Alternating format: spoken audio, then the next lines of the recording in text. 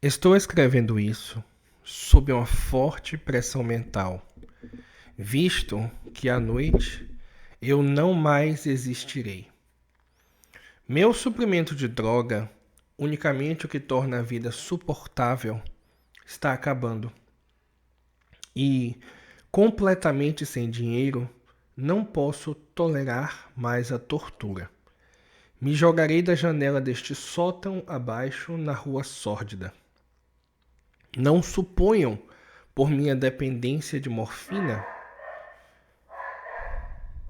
que sou um fraco ou um degenerado.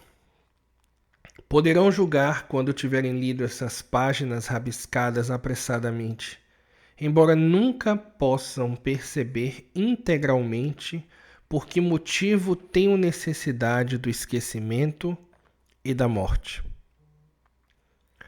Foi em uma das regiões mais abertas e menos frequentadas do amplo Pacífico que o paquete, no qual eu era comissário de bordo, caiu vítima do ataque naval alemão.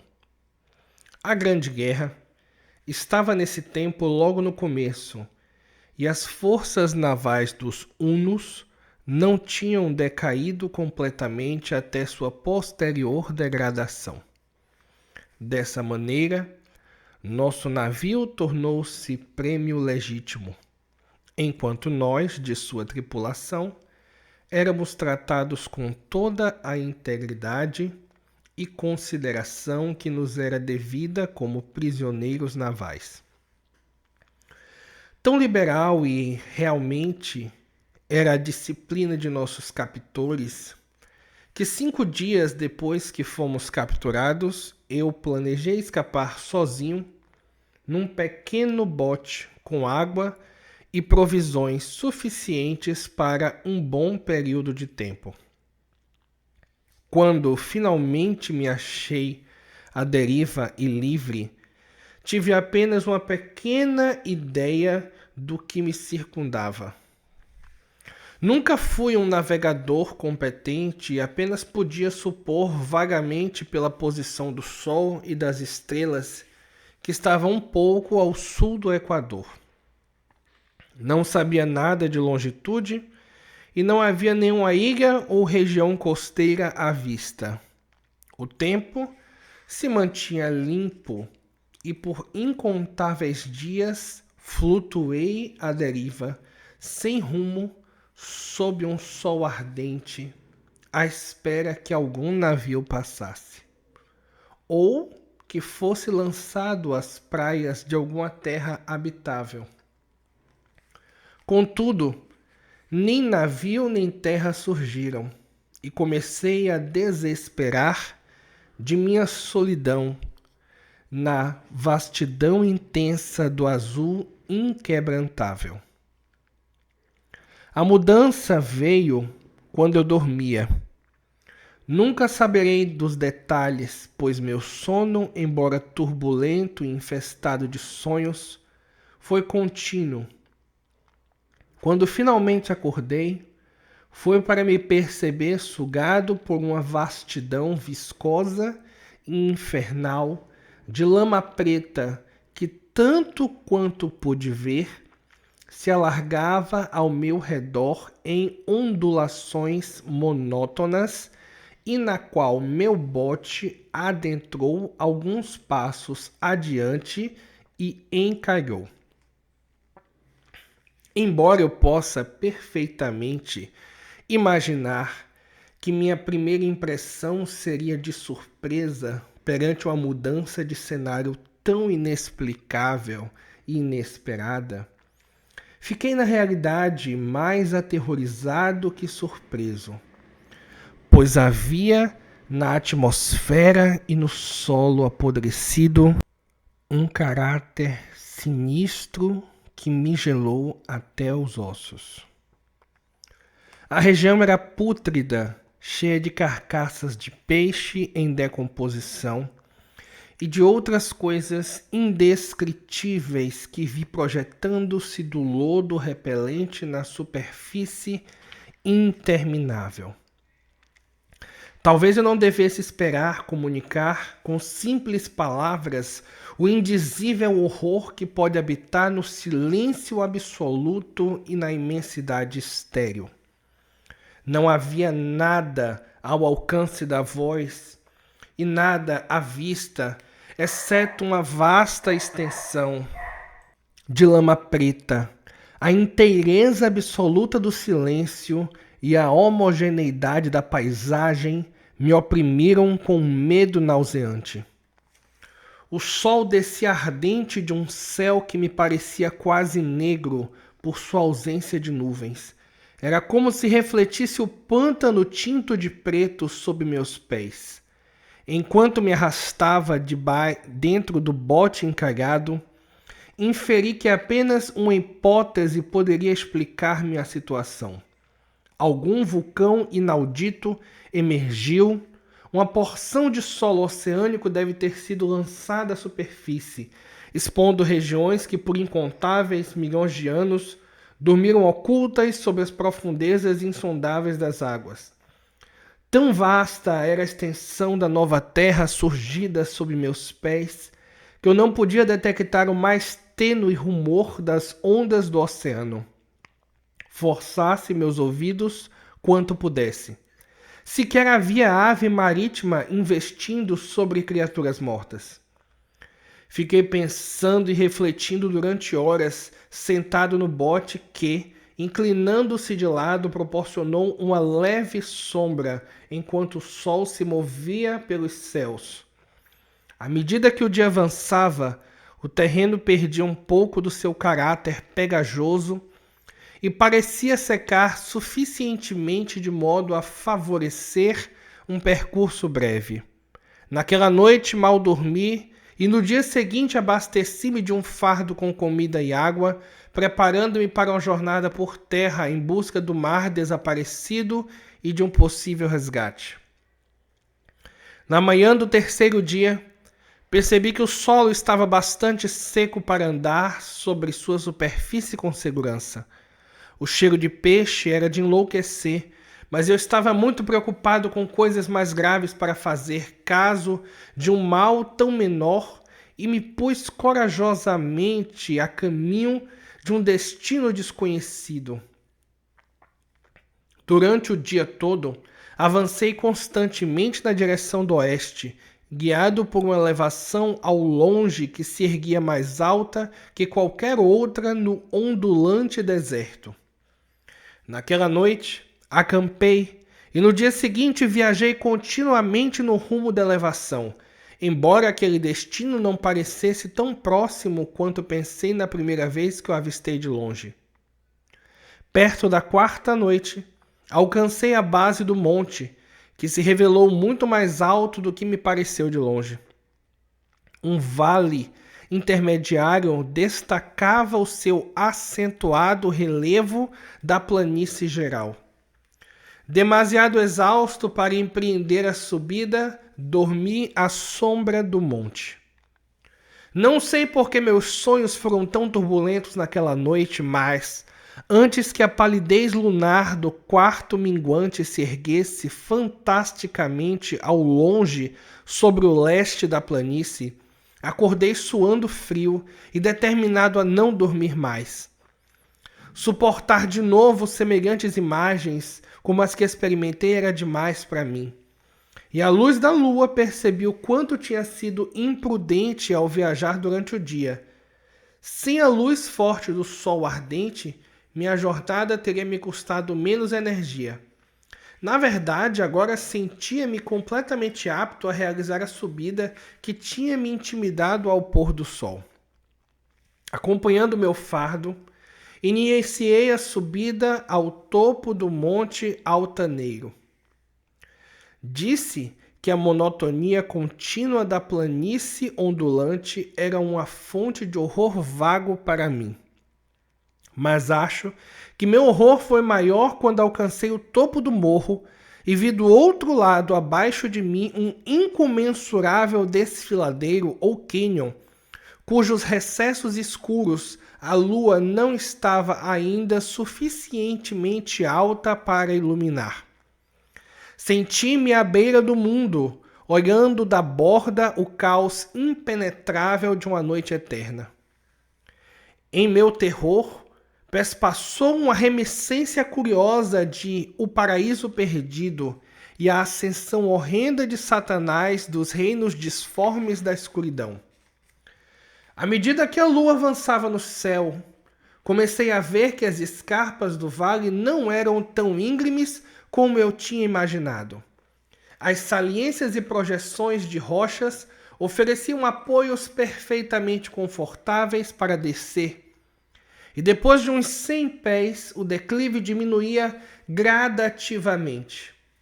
Impedido por um impulso que definitivamente não sou capaz de analisar, arrastei-me com dificuldade pelas pedras abaixo e, alcançando o declive inferior mais brando, parei fitando dentro das profundezas estígias onde a luz ainda não tinha penetrado. Imediatamente minha atenção foi apanhada por um objeto enorme e peculiar que se erguia abruptamente no declive oposto, a umas 100 jardas diante de mim. Um objeto que brilhava nitidamente aos raios recebidos havia pouco da lua ascendente. Logo me convenci de que era simplesmente um bloco gigantesco de pedra, mas estava ciente de uma impressão distinta que me dizia que seu contorno e posição não eram inteiramente obra da natureza. Um exame mais atento me arrebatou com sensações que não sou capaz de expressar. Não obstante seu tamanho colossal e sua posição num abismo que se formara no fundo do mar quando o mundo era jovem, percebi que o estranho bloco era, sem dúvida, um monólito perfeitamente talhado, cuja massa bruta tinha recebido a mão artesanal e talvez o culto de criaturas vivas e pensantes. Ofuscado e amedrontado, não ainda privado de uma incisiva excitação da alegria do arqueólogo e cientista, examinei os arredores mais atentamente. A lua, agora mais próxima do zênite, iluminava misteriosa e vividamente as escarpas áridas que margeavam o abismo e revelava um extenso corpo de água que fluía no fundo, serpenteando longe da vista em ambas as direções e quase lambendo meus pés ali na encosta. De um lado ao outro do abismo, as ondulações banhavam a base do monólito ciclópico, em cuja face eu podia vislumbrar inscrições e esculturas rudimentares. A escrita era elaborada em um sistema de hieróglifos desconhecido por mim e diferente de qualquer outra que já tinha visto nos livros. Consistia na maior parte de símbolos aquáticos convencionais, como peixes, enguias, polvos, crustáceos, moluscos, baleias e assim por diante. Obviamente, muitas figuras representavam seres marinhos desconhecidos no mundo moderno, mas cujas formas em decomposição eu tinha observado na superfície que havia aparecido no oceano. Foi o entalhe impressionante, contudo, que mais me fascinou. Plenamente perceptível no outro lado da corrente por seu tamanho colossal, seus baixos relevos tinham uma suntuosidade cujos motivos teriam despertado a inveja de Doré. Achei que tais coisas foram concebidas para representar homens, pelo menos um determinado tipo de homens, embora as criaturas fossem representadas como peixes passeando nas águas de alguma caverna marinha, ou prestando homenagem a algum santuário monolítico que parecia estar sob as ondas também. Não ousarei falar em detalhes sobre seus rostos e formas, pois me sinto desfalecer a simples lembrança. Grotescas, além da imaginação de um Paul Bauer, eram criaturas humanas abomináveis em seu contorno geral, com pés e mãos palmados em forma de barbatanas, lábios surpreendentemente frouxos e dilatados, olhos vítreos e protuberantes e outras formas menos agradáveis de recordar. estranhamente, pareciam talhadas com proporções completamente em desacordo com seu ambiente original. Pois uma das criaturas fora representada matando uma baleia que era apenas um pouco maior que ela. Reparei, como disse, em seu caráter grotesco e tamanho incomum. Mas por um momento julguei que eram simplesmente deuses imaginários de alguma tribo primitiva de pescadores ou marinheiros. Alguma tribo cujos últimos descendentes tinham perecido eras antes que o primeiro ancestral do homem de Neandertal ou Piltdown tivesse surgido. Cheio de pavor diante desse vislumbre inesperado de um passado inconcebível para o mais ousado antropólogo, fiquei refletindo enquanto a lua lançava reflexos estranhos no canal silencioso diante de mim. Então, subitamente, eu a vi. Com apenas um movimento mínimo para indicar que viera à tona, a coisa passou à vista sobre as águas escuras. Imensa como o Polifemo e asquerosa, disparou na direção do monólito como um monstro assombroso nos pesadelos. Estendeu os braços escamosos sobre ele, ao mesmo tempo em que inclinava sua horrenda cabeça e exprimia um som ritmado. Achei que ia enlouquecer. Lembro-me escassamente da minha frenética escalada pela encosta e penhascos e da minha jornada delirante de volta ao bote encalhado. Acredito que cantava muito e ria extravagantemente no momento em que me era impossível cantar. Tenho lembranças vagas de uma grande tempestade algum tempo depois que alcancei o bote. De qualquer modo, sei que ouvi ribombos de trovões e outros sons que a natureza expressa em seu furor mais selvagem. Quando saí das sombras, estava no hospital em São Francisco, trazido ali pelo capitão do navio americano que tinha resgatado meu bote no mar. Falei muito em meu delírio, mas percebi que deram pouca atenção às minhas palavras. Meus salvadores não conheciam nenhuma elevação no Pacífico. Nem julguei necessário insistir sobre ela. Sabia que não poderiam acreditar. Uma vez procurei um etnologista célebre e o fiz rir com perguntas peculiares sobre a lenda filisteia de Dagon, o peixe-rei. Mas percebendo logo que ele era desesperadamente convencional, não mais o assediei com minhas perguntas. É a noite, especialmente quando a lua está no quarto minguante, que vejo a coisa. Experimentei morfina, mas a droga fornece apenas um alívio transitório e me arrasta à dependência como um escravo sem esperança. Portanto, agora, tendo escrito uma narrativa completa para informação ou divertimento desdenhoso dos meus semelhantes, estou para colocar um ponto final em tudo isso.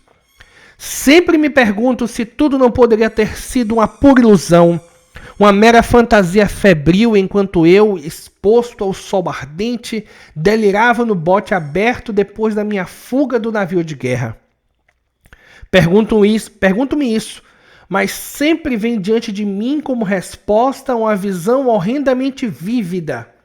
Não posso pensar na profundidade do oceano sem estremecer diante das coisas desconhecidas e inomináveis que devem, nesse mesmo instante, estar rastejando e patinando em seu leito viscoso, adorando seus ídolos de pedra antigos e lavrando suas imagens detestáveis em obeliscos subaquáticos de granito molhado. Sonho com o dia em que eles deverão erguer-se das enormes ondas e arrastar com suas garras fétidas os vestígios da humanidade débil, exaurida pela guerra, um dia em que a terra deverá submergir e a escuridão do fundo do oceano emergirá em meio a uma balbúrdia universal. O fim está próximo. Ouço um barulho à porta, como de algum corpo imenso e escorregadio que se esfrega contra ela. Mas ele não me encontrará. Deus, Aquela mão, a janela, a janela!